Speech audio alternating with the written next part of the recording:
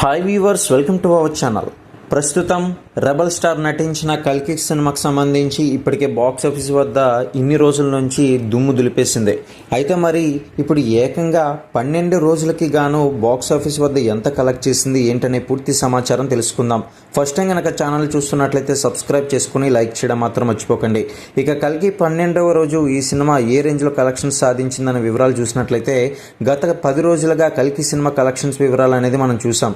అయితే ఇప్పుడు 12 రోజులకి గాను వరల్డ్ వైడ్గా 50 కోట్ల నుంచి 55 కోట్ల మధ్య వసూలు రాబడుతుంది. ఇక దీంతో సినిమా 900 కోట్లు మైలురాయిని దాటి 950 నుంచి 960 కోట్ల మధ్య అయితే మొత్తానికి భారీ బాక్స్ ఆఫీస్ విజయం అయితే సొంతం చేసుకుంది.